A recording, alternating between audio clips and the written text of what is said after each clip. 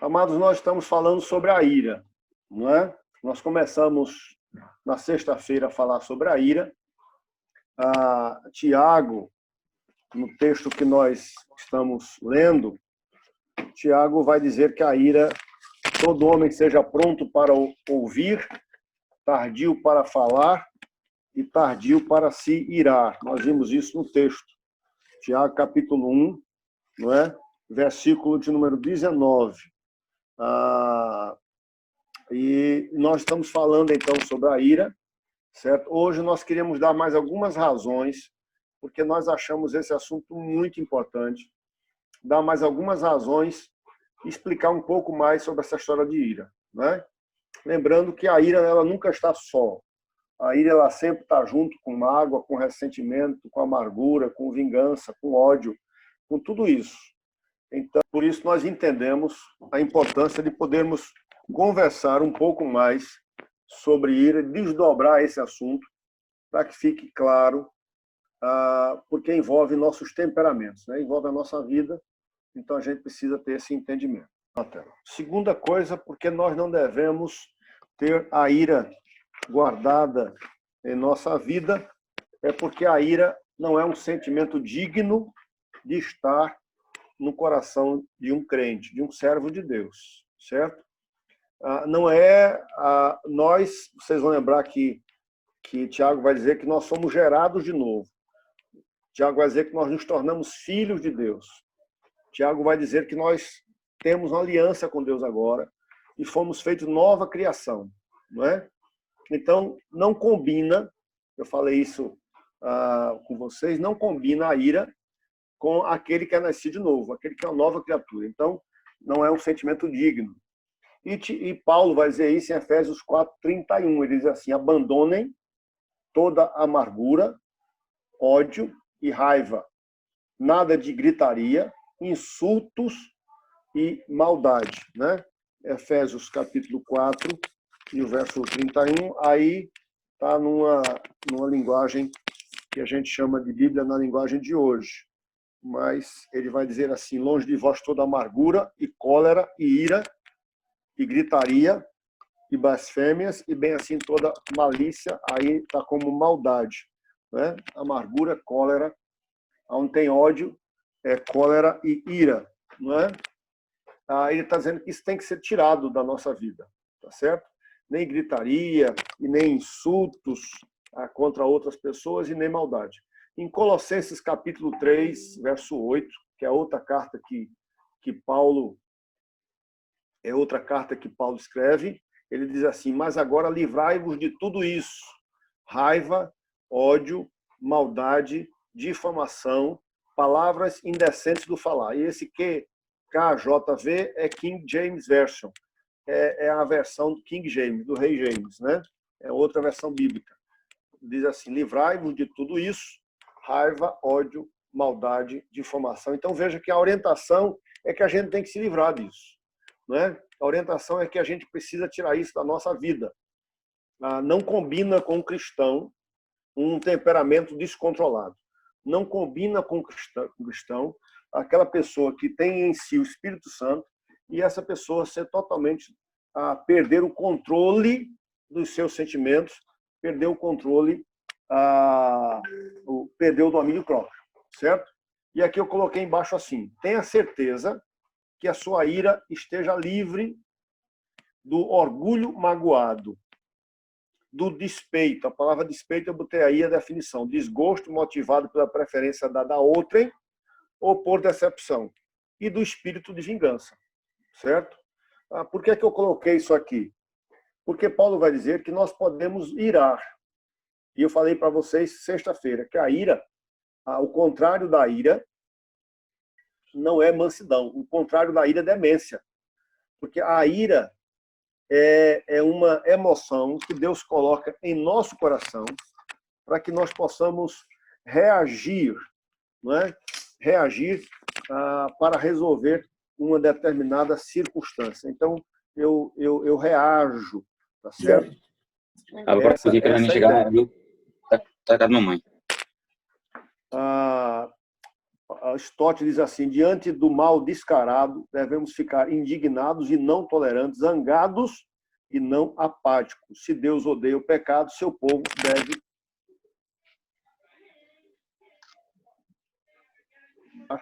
a nossa ira, tá certo?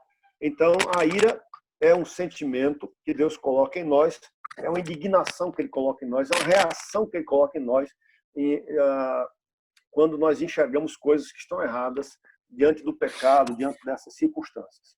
Mas aí a gente precisa ter certeza que a ira não é uma reação do orgulho, do meu orgulho magoado. Não é um despeito que eu tenho contra a pessoa. E também não é um espírito de vingança. Certo? Essa é a coisa que a gente precisa guardar. A ira, eu coloquei, está em vermelho, não deve ser acalentada por um cristão. O que é acalentada? Mimada, acariciada, guardada dentro do coração da gente. Efésios, que é Paulo, vai dizer assim, Efésios 4:26. Se você ficar com raiva, deixe que isso faça pecar e não fique com raiva o dia todo. Quer dizer, ele diz assim na tradução normal: irai-vos e não pequeis. Tá certo? Quer dizer, vocês podem se irar porque são reações que a gente tem, mas temos cuidado para que ele não leve isso ao pecado. E ele diz: não deixe que o sol se ponha. Quer dizer, a tradução aqui é: não fique com raiva o dia todo. Quer dizer, não deixe que o dia acabe, o sol se pôr não deixe que o dia se acabe sem que você tenha resolvido aquele problema da raiva, da ira.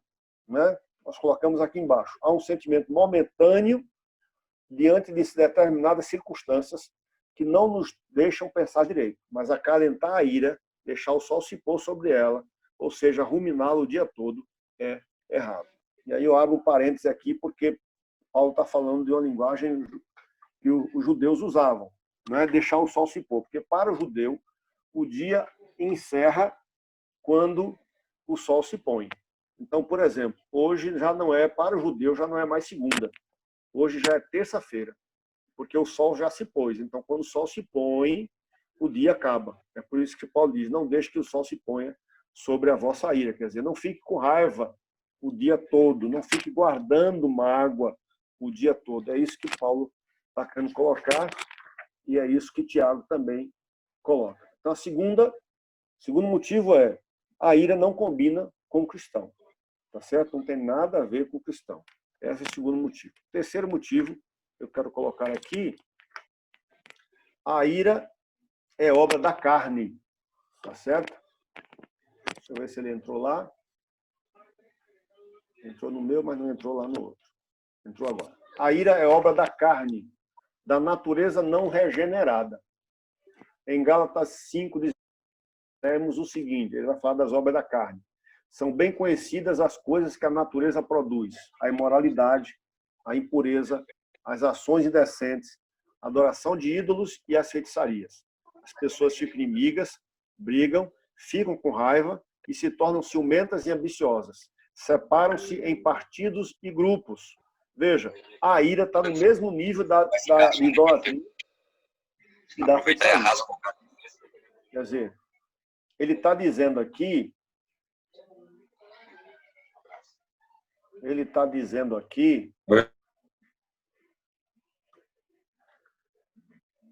pronto, ele está dizendo aqui, deixa eu admitir Camila Vitória,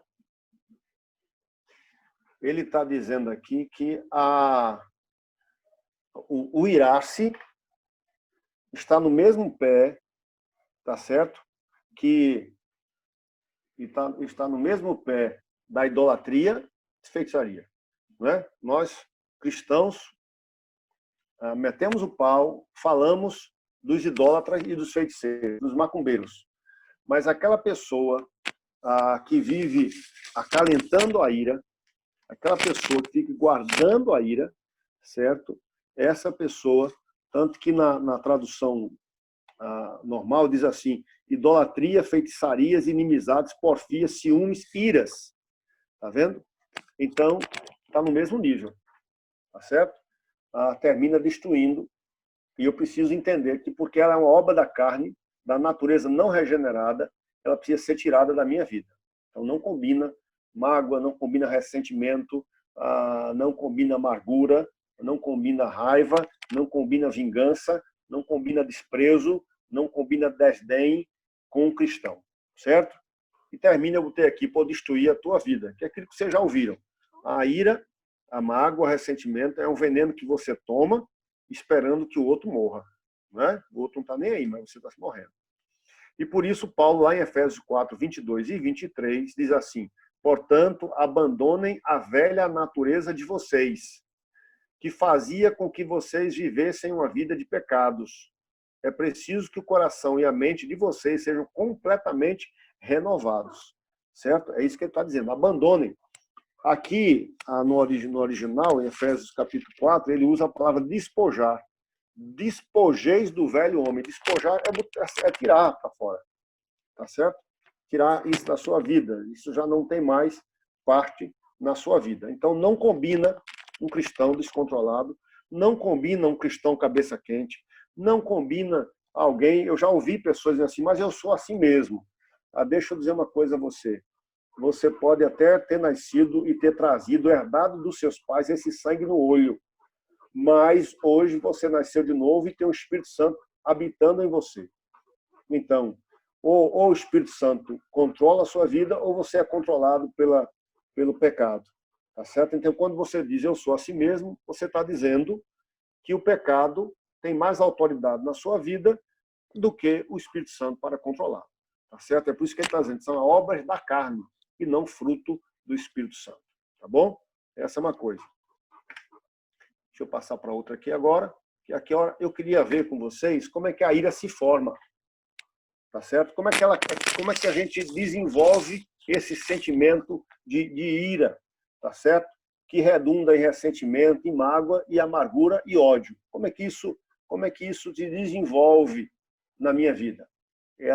A causa básica não está no erro dos outros. Olha, presta atenção. Porque às vezes a gente diz assim, pastor, eu estou desse jeito por causa de fulano. Eu estou desse jeito por causa de ciclano. Eu estou desse jeito por causa da minha esposa, minha mãe, meu filho, do meu pai, da minha... Por aí vai. Certo? Mas o erro está na nossa maneira de reagir.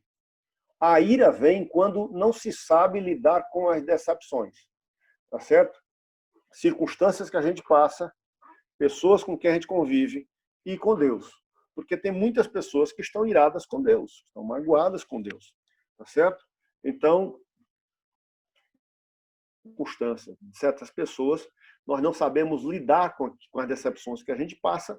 Como nós não sabemos lidar com as decepções, nós terminamos reagindo com ira, e aí a ira se torna ressentimento, e aí vem mágoa, e aí vem amargura, e aí vem ódio, essa situação toda, certo? Então, deixa eu abrir aí para vocês. A amargura é uma maneira de responder. É o que eu falei antes, é uma reação que eu tenho, e aí a amargura eu estou colocando já no finalzinho da história. Porque se você guarda a ira, se você deixa passar o dia, a noite, o sol se põe, a lua se põe sobre a sua ira, ela vai se convertendo, tá certo? No estilo de vida. E esse estilo de vida é o que se chama de amargura, tá bom? E aí presta atenção. Todos nós passamos por alguma experiência que nos machucou profundamente. Nenhum de nós está isento de sermos machucados, de sermos feridos, de sermos traídos, de sermos decepcionados. Todos nós vamos, em um determinado momento, um instante da vida, todos nós, em algum determinado instante da vida, nós vamos passar por uma experiência que nos machucou. Todos nós, mesmo sem intenção, já causamos alguma dor a alguém ou alguém causou uma dor a gente. Tá certo? Isso faz parte da realidade humana. Isso faz parte do fato de nós sermos gente. Tá certo? Nos relacionamentos que nós temos, dentro de casa, com os nossos pais, começa por aí, tá certo? Com nossa esposa, esposo, vai por aí. Entre irmãos, por aí. Então, existem irmãos que se machucaram e hoje estão totalmente afastados. Existem pais que machucaram os filhos e estão totalmente afastados. Ou filhos que machucaram os pais estão totalmente afastados. Existem esposo e esposa que hoje estão totalmente afastados, separados, justamente por conta de situações como essa. Tá bom? Situações como essa. E existem esposo e esposa que estão juntos dentro da mesma casa, mas estão os dois vivendo uma ira, uma situação de ira e de mágoa. Em todas as histórias tem algo em comum. Tá certo? Primeiro, uma expectativa construída. Você cria uma expectativa, uma esperança. A expectativa é uma esperança de que alguma coisa vai acontecer. Então, você cria a expectativa de que vai ser acolhido, de que você vai ser amado ou amada, você vai ser honrada. Você cria essa expectativa. Tá bom? E aí, justamente, essa expectativa não se consome. Essa expectativa não é, como é que eu posso dizer? Ela não é honrada, ela desaba, porque aquele que eu esperava que me acolhesse não me acolheu, aquele que eu esperava que me amasse não me amou, aquele que eu esperava que me honrasse não me honrou. Entendeu? Puxa, eu esperava que meu pai me honrasse, minha mãe me honrasse, ou meu pai e minha mãe me amassem, e eles não me amaram. Eu esperava que eu fosse acolhido por aquele grupo da igreja e eles não me acolheram. Eu esperava que no meu trabalho eu fosse honrado e não fui. Tá? Então, todas as histórias têm algo em comum. Pronto, eu acho que agora ele conseguiu entrar. Aí, amados, veja, uma expectativa construída, uma confiança dada, certo? Você confiou em alguém. Quando você confia em alguém, você se entrega a essa pessoa. Tá? E aí, essa pessoa, justamente, ela pode desmerecer essa confiança que você deu a ela. Então, é um jovem, começou a namorar com a menina. E essa moça foi confiando, né? À medida que foi conhecendo, foi confiando, e aí foi se entregando no sentido de não entregar o corpo, mas no sentido de se abrir para aquela pessoa, de confiar cada vez mais. E, de repente, aquela pessoa descobre, aquela jovem descobre, que ele, quando sai da casa dela, vai se encontrar com a outra moça. Tá bom? E isso, com certeza, vai gerar um desgaste, não é? E isso, com certeza, vai gerar uma situação de ira, de mágoa, de ressentimento. Tá? Então, primeiro, uma expectativa construída. Eu esperava ser acolhido, eu esperava ser amado, eu esperava ser honrado, e nada disso aconteceu. Segundo, eu confiei em você e você me decepcionou. Não é? Terceiro, um laço que foi quebrado. Né? Um laço que foi quebrado. Eu fui abandonado, fui abusado, fui preterido, eu fui enganado. Não é? Então, você começa, e aí todas as histórias têm isso. Quando a gente vai ver as pessoas que estão iradas, quando nós vamos as pessoas que estão em amargura, tá certo? Nós vamos encontrar essa história aqui. Nós vamos encontrar essa situação justamente aqui. Né? Pessoas que foram abandonadas, pessoas que foram abusadas, pessoas que foram preteridas, quer dizer, deixadas para trás, e pessoas que foram enganadas. Né? E aí, deixa eu só rememorar isso aqui. Né? Essa situação, deixa ele abrir aí.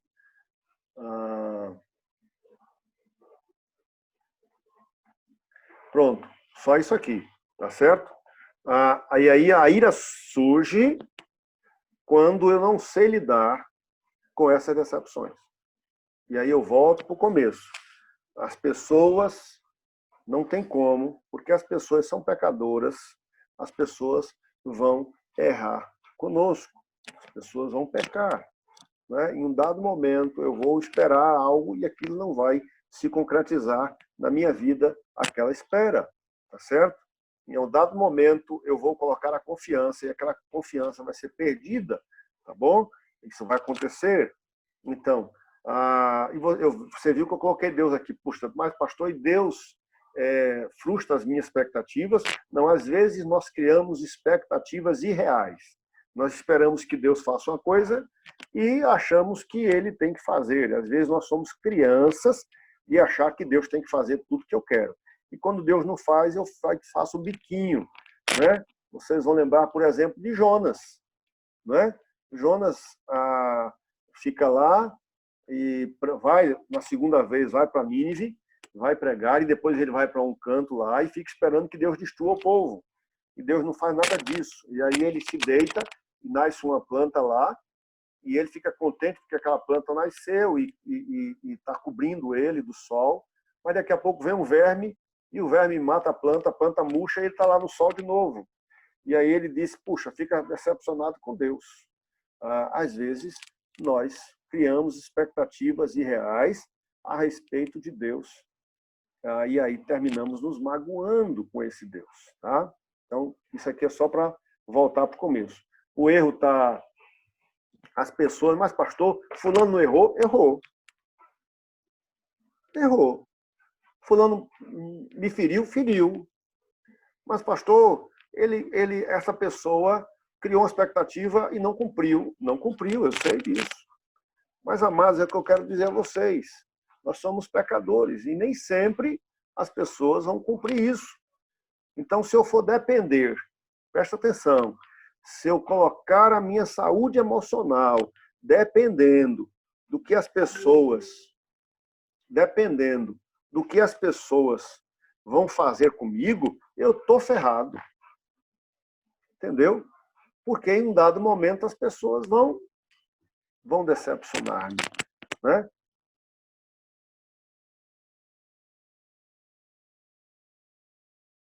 Pediu para se irar, porque eu preciso analisar, eu preciso refletir, eu preciso entender aquilo que está acontecendo, tá bom? Então, só voltando aqui para vocês entenderem, eu coloquei lá em cima, amargura é uma maneira de responder que, com o passar do tempo, pode converter-se num estilo de vida. Existem pessoas que são amargas, não é? Existem pessoas que são amargas, são pessoas que, mesmo evangélicas, são amargas, e isso é um pecado.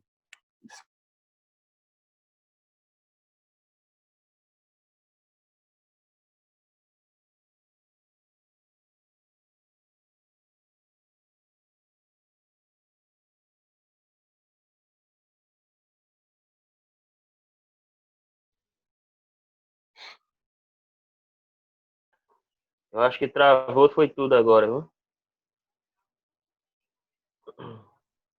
Eu tô te ouvindo, Giovanni. Mas aí o pastor. Conecta a net, viu, gente? É? Ok, voltei. Cheguei aí, está todo mundo ouvindo? Chegou agora sim. Ok, chegou. Tudo bem, então tá bom. Acontece. Então vamos lá. Todas as histórias têm algo em comum. E aí eu coloquei, a dor nos quebra. Deixei ele abrir lá. Pronto. A dor nos quebra. Nos faz sentir impotentes. Né? Quando aquilo que eu esperei não se cumpre, não se concretiza, quando aquela confiança que eu dei é quebrada, isso me faz sentir sem forças, impotente. E me faz sentir raiva. Me dá vontade de fazer vingança ou de fugir. Certo? E aí vem alguns companheiros. A autocompaixão é um companheiro.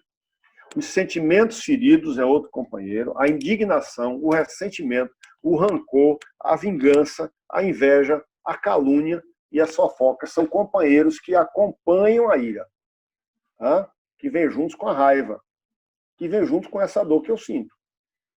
Tá certo? Que vem junto com essa dor que eu sinto. Então, eu coloquei isso aqui para vocês terem uma ideia.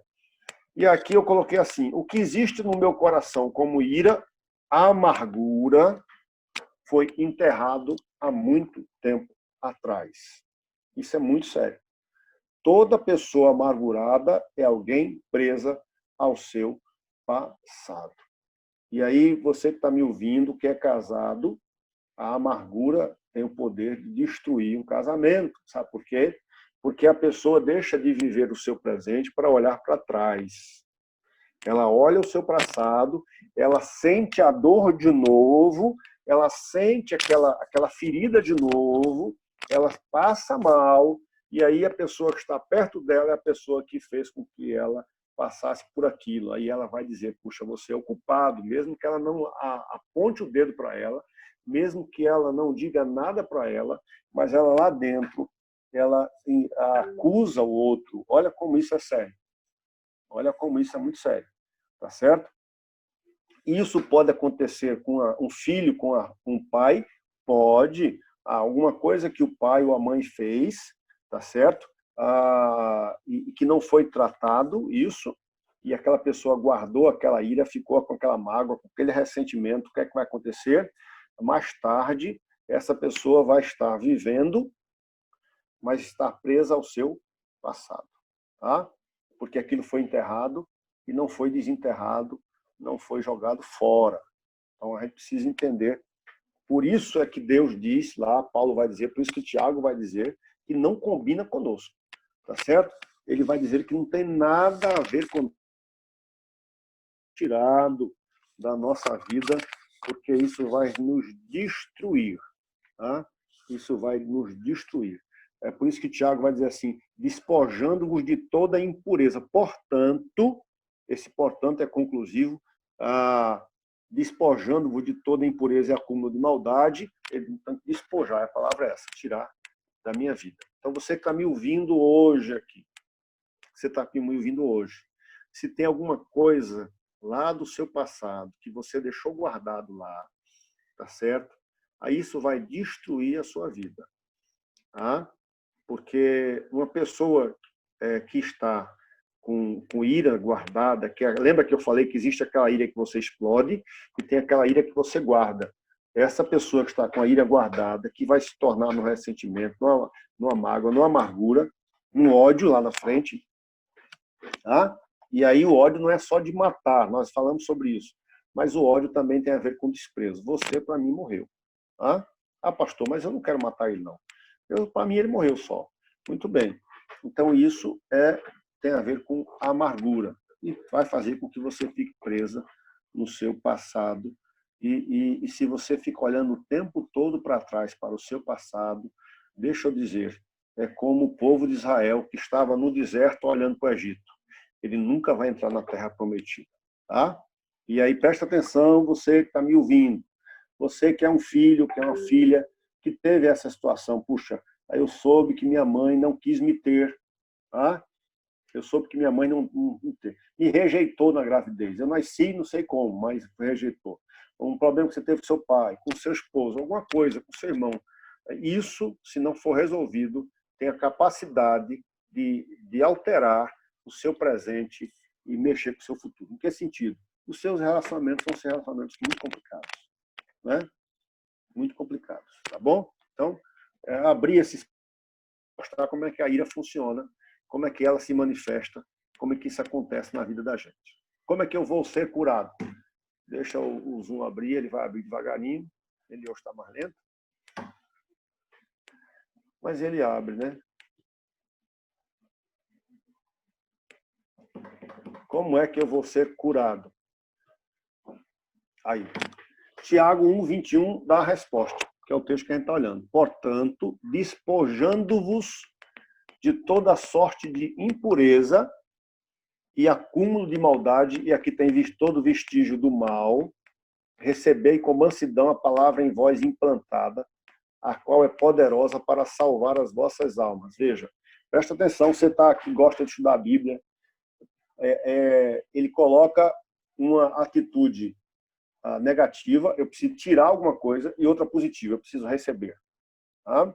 Eu preciso tirar aquela erva que está no meu coração, arrancar ela, despojar e tirar ela.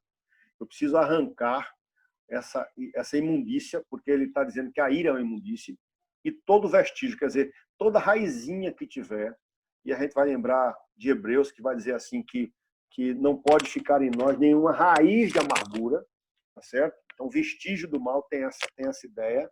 Tá? E aí, a parte positiva. Então, você tira isso e você recebe com mansidão. Quer dizer, você recebe a palavra de Deus. Tem gente que sabe tudo isso e aí, quando fica com raiva do pastor, fica com raiva de Deus, fica com raiva da Bíblia e diz assim, eu sei disso, mas eu não aceito. Porque fulano tem que pagar. Essa é a história. Né?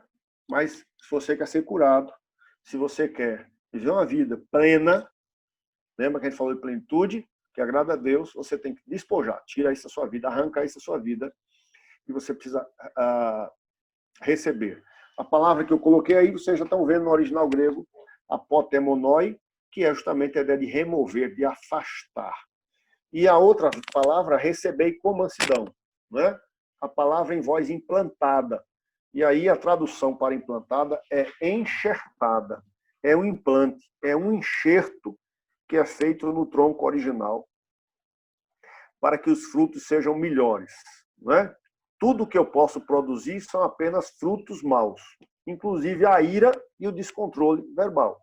Mas quando eu implanto, eu enxerto a palavra de Deus em mim, então eu posso produzir bons frutos. Ô, irmãos, eu estava vendo algum tempo atrás agora um vídeo sobre enxerto, né? É uma prática que se usa para aqueles que trabalham na agricultura. Quando você quer que uma determinada planta, uma laranjeira, por exemplo, dê uma laranja melhor, você pega um pedaço daquela outra laranjeira que está dando banho, e você, dá de boa qualidade, e você corta a outra e enxerta, coloca dentro dela. Com o tempo, os frutos irão ser daquela que foi no enxerto. Olha como interessante, né? Olha como isso é interessante. Quando eu enxerto a palavra de Deus em mim, então os frutos que vão começar a vir vão ser frutos não da minha natureza decaída, mas vão ser frutos que vão vir dessa palavra que foi plantada dentro do meu coração. Tá? Então, vejam como a palavra de Deus é importante, né? Então, eu coloquei aqui, deixa eu dar outro clique. O segredo, deixa ele abrir lá, ele vai abrir. O segredo para vencer a ira e o mau temperamento está aqui. Ter a palavra de Deus enxertada no coração. E a gente vai lembrar de Davi, Salmo 119, 11. Escondi a tua palavra no meu coração para não pecar contra ti. Irmãos, quanto mais eu tenho palavra, quanto mais eu leio a palavra de Deus, quanto mais eu aplico essa palavra, quanto mais eu medito na palavra de Deus, a minha relação com a palavra de Deus vai me limpando, vai me purificando, tá certo? E aí a memorização, e aí o estudo, a meditação, a leitura. Deixa eu dizer a você que está me ouvindo aqui agora, abrir a Bíblia de manhã, um textozinho, um versículo rapidinho, você lê, eu disse assim, puxa, eu li a palavra, fiz a minha devocional e vai-se embora, eu vou lhe dizer, isso não vai fazer diferença nenhuma na sua vida.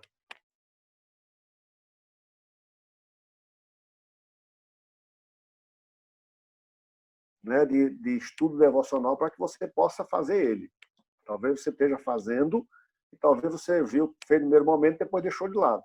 Mas, olha, não tem como o cristão crescer, não tem como ele ter uma vida frutífera, não tem como ele ter o fruto do Espírito e não ter a obra da carne, se a palavra de Deus não tem lugar na sua vida diária. Tá? Se ele não memoriza a palavra, se ele não ama essa palavra, não tem como. Não tem como. Então, esse é o segredo. Ah, pastor, eu já fiz tanto esforço para tirar isso do meu coração. Ah, pastor, eu já fiz tanto esforço para me arrancar disso, mas não consigo. É porque existem os dois lados. Quais são os dois lados? Um é o lado que você precisa tirar. O outro lado é que você precisa colocar lá dentro. Então, é como o seu quintal, né? Tá cheio lá de coisa ruim. Aqueles alhos, aquelas ervas daninhas. Se você arranca aquilo ali e não planta nada, daqui a um pouco ela volta. Qual é o segredo? Você tem que tirar o que não presta e você vai planta grama. O que é que vai acontecer? A grama vai preencher todos os espaços, vai sufocar a que está lá embaixo e a que está lá embaixo não vai aparecer mais. Então, acontece conosco assim. Seu coração está com mágoa, arranque. Mas você tem que plantar coisa boa. O que é que você vai plantar? Plante a palavra de Deus no seu coração. Esconda ela, guarda. Olha aí a palavra esconder. Abrir a cova e botar dentro. Tá? Semear, colocar lá dentro. Se não acontecer isso, amado, você não tem como vencer. Entendeu? Então, pastor, mas todo dia de manhã tem uma mensagem lá que o pastor deixa, ou que alguém deixa, e eu abro o meu WhatsApp e escuto. Não resolve. Você tem que ter uma relação, você pedindo a Deus, ó Deus, eu quero que o Senhor me fale através da tua palavra, eu quero ouvir a tua voz, que o Espírito Santo me oriente, e você para ouvir o que é que Deus quer falar para o seu coração. Tá certo? Você examina essa palavra, né? Você olha para essa palavra, o segredo de um cristão frutífero, próspero, íntegro, é a relação dele com a palavra de Deus. Pode ver. Quando eu me converti, eu recebi um Novo Testamento na linguagem de hoje. Eu não tinha... O que me deram foi um Novo Testamento. E a pessoa que me deu botou assim, na capa do Novo Testamento, ele botou assim na parte de dentro: ou esse livro te afastará do pecado, ou o pecado te afastará desse livro. Que coisa tremenda. É verdade. Pode ver, quando a gente não está bem com Deus, a primeira coisa que a gente deixa de fazer é o quê? A palavra. É a palavra. A primeira coisa que a gente deixa de fazer é a palavra de Deus. Essa é a primeira coisa. Segunda coisa que você precisa fazer. Esse ciclo doentio precisa ser quebrado. A ira, a amargura, o ressentimento, só existe uma maneira, tá certo? O perdão. Perdoe. É a única maneira de nós sermos livres. Eu botei aqui embaixo: perdoar é libertar um prisioneiro e descobrir que o prisioneiro era você. Então, libere o perdão. Mas, pastor, talvez a pessoa já tenha até morrido e você está lá, amargurado. Talvez a pessoa já sumiu da sua vida e você está lá, preso. Esse ciclo maligno, pecaminoso, precisa ser quebrado.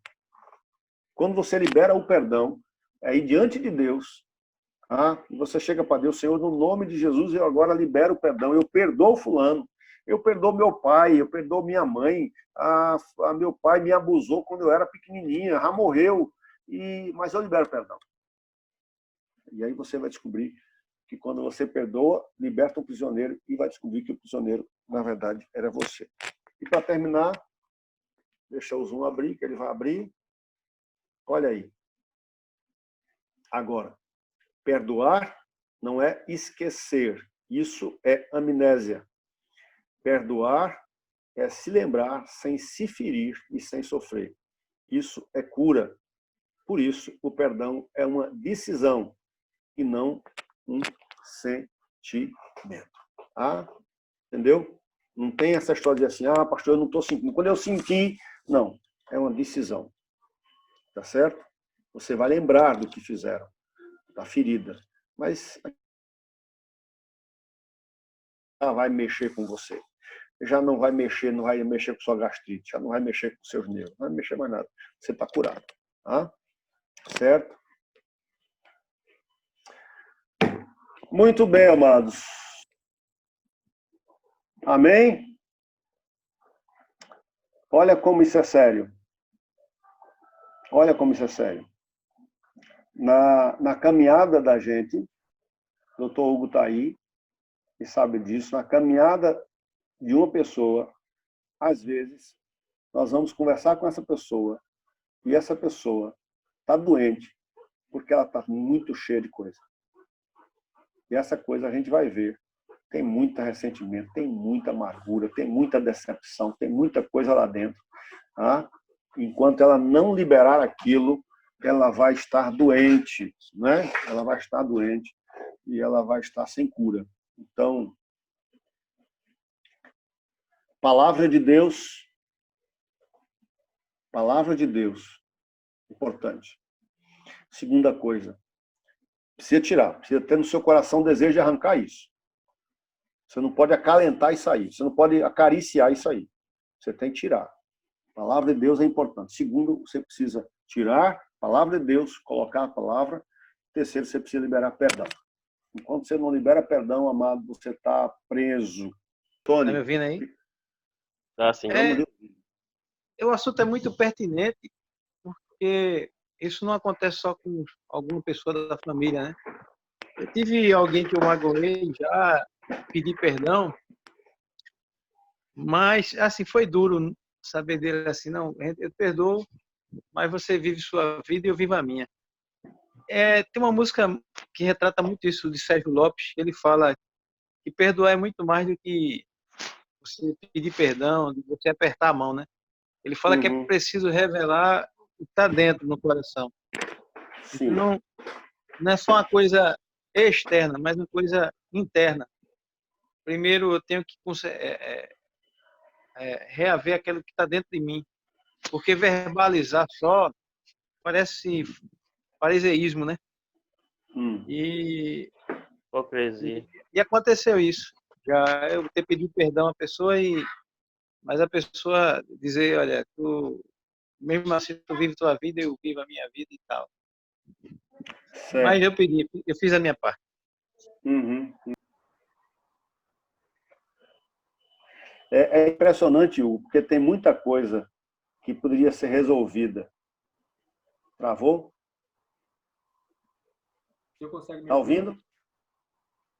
Sim, sim, pastor. Eu tô Estamos escutando, ouvindo. tô Tem muita escutando. coisa que poderia ser resolvida em casa e precisa ser levado para um consultório médico, ou um consultório psiquiátrico, ou um consultório de um psicólogo.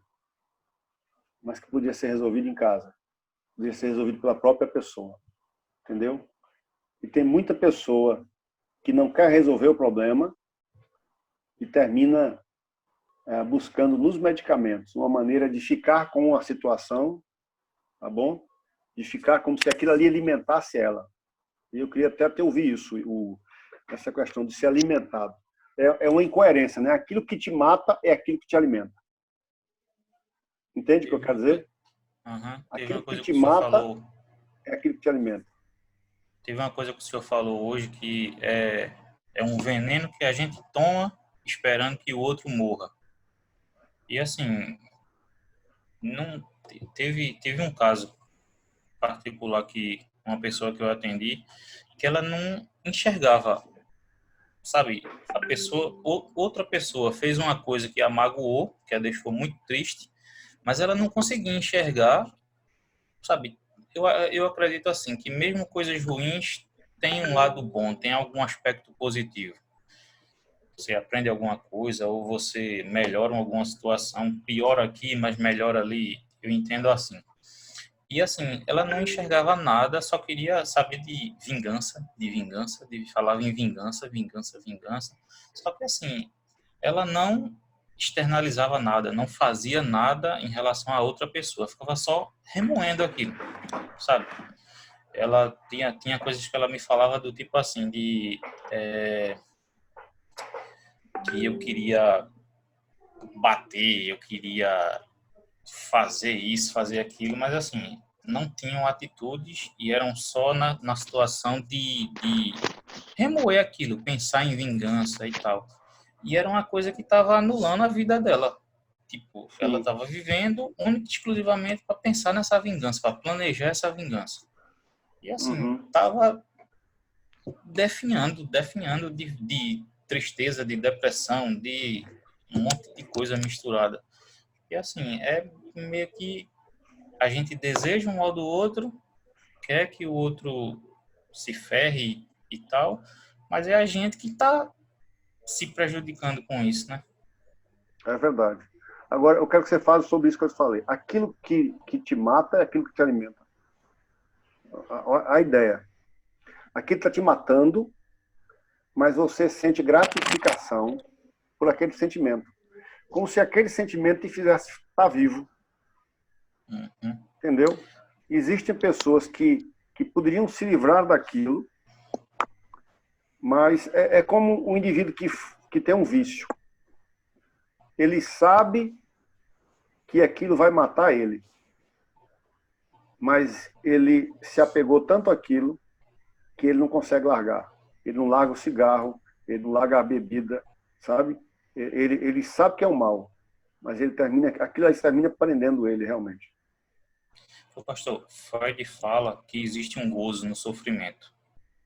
Sim. que o ser humano, não todos, mas alguns sentem prazer em sofrer, sabe? Se gabar do seu sofrimento ou qualquer coisa do tipo.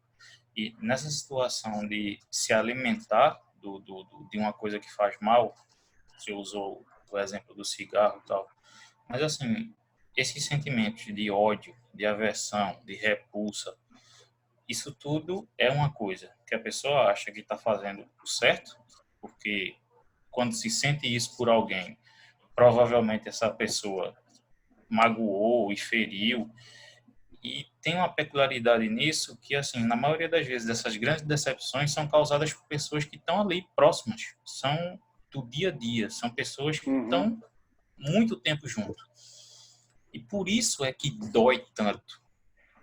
Sim. Mas é uma coisa, se a pessoa passa a se alimentar desse ódio, isso vai lhe comendo, lhe corroendo por dentro. Quando liberar um perdão, sabe? Tentar trocar uma ideia no sentido de normalizar a situação, de entender que as partes erraram e que dá para continuar depois disso.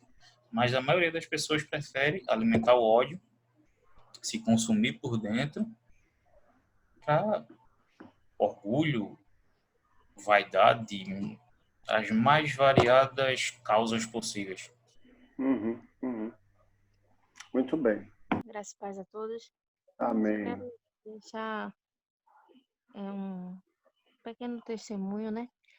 Sobre a Sim. mensagem de hoje, que de uma certa maneira, um tempo atrás, eu passei por uma situação parecida como essa. Eu tinha uma mágoa muito grande de uma certa pessoa.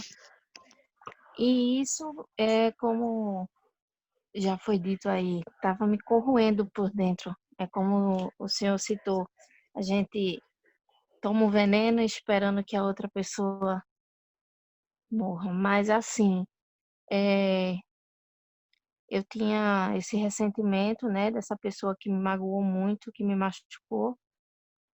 Mas o que eu tenho para dizer é que ao longo do tempo, graças a Deus, eu percebi o quanto eu estava me auto fazendo mal. Eu não estava prejudicando aquela pessoa, eu estava me auto prejudicando, né? E Deus me fez ver o quão é maravilhoso. É só a partir do momento que você diz assim, eu te perdoo, que perdoa essa pessoa verdadeiramente do seu coração, não apenas só de palavras, mas que vem do fundo do coração mesmo.